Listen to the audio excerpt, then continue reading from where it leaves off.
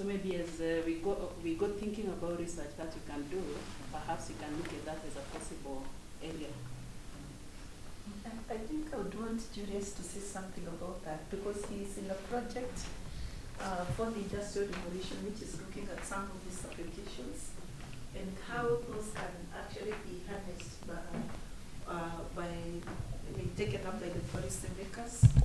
And this is what he's actually doing right now, creating awareness of what is there. Because the policymakers actually don't know. We are here and some of these things I'm seeing, maybe I'm seeing it for the first time. I happened to listen to somebody last month in Copenhagen, and he had been invited by SIDA.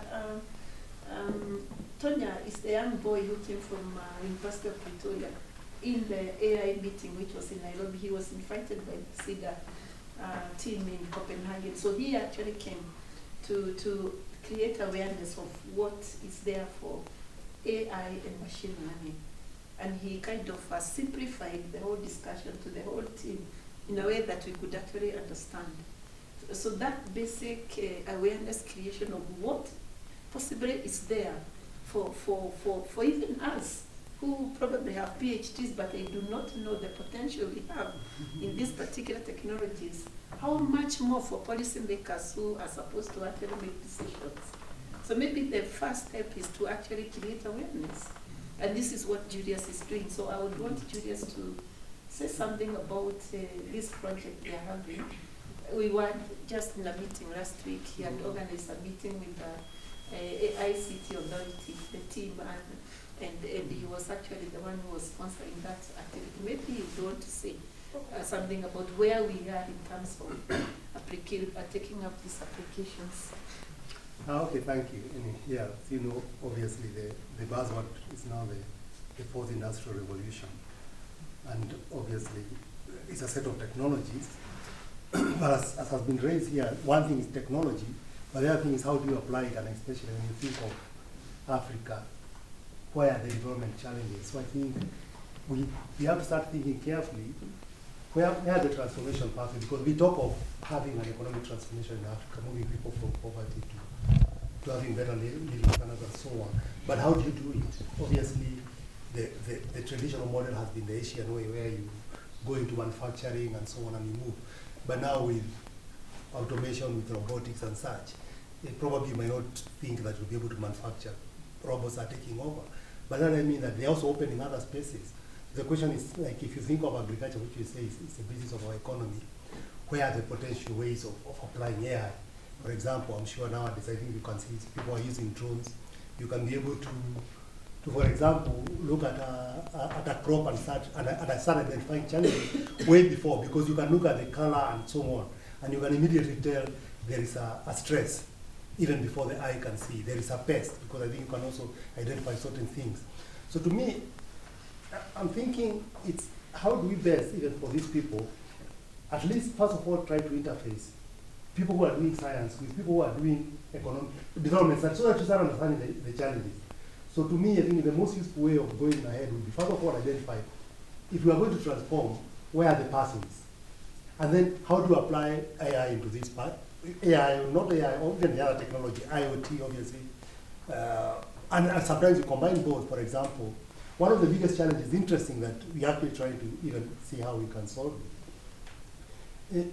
If you know, in Africa, people used to eat millet and sorghum, but we don't eat millet and sorghum anymore. We now eat maize, which came with the Portuguese.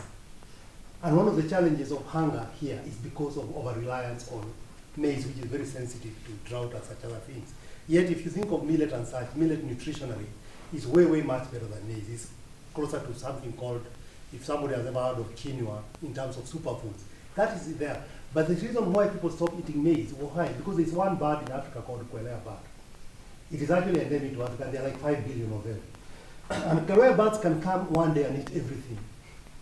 So actually the moment maize came, and you see maize is covered by a sheath, then suddenly the labor reduced, because usually when you plant millet and such, children have to be on the field for 1 month, because you have to really you have to watch that crop. Otherwise, but when they come, and they can come 50 million together in one day they just land, even they can change it becomes dark when they come. And when you see them they can even scare an elephant, how they become, there are many. So how do you scare them? Usually scarecrow is hard. But one thing we have been trying to look, and actually we did some initial studies together with some people at RAND. I used to be at RAND before, RAND think tank in the US. Is trying to understand how do you use like drone scarecrow. You can make intelligent scarecrows.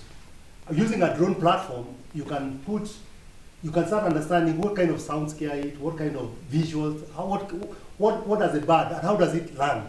Because those birds are also clever. They learn if you scare them in a certain way. Or sometimes they also learn this is not real. So they start patching on your scarecrow anyway. So now this is where you can be very useful, because if you just think, if you want to bring back, and when you talk to farmers, and say, okay, this is a crop, it's drought resistant, it is resilient to climate change, because one of the issues is climate change. But people will say, they will tell you, and they went to a farmer and told you, we are not going to plant food for the birds. Because for them, this is like you're planting food for the birds.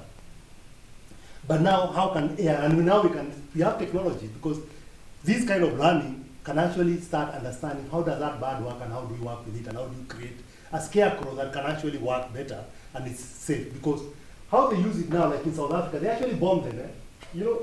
Yes, they bomb these birds. You find out where they sleep at night because they go and land somewhere, and you go and that's one of the ways, or pesticides.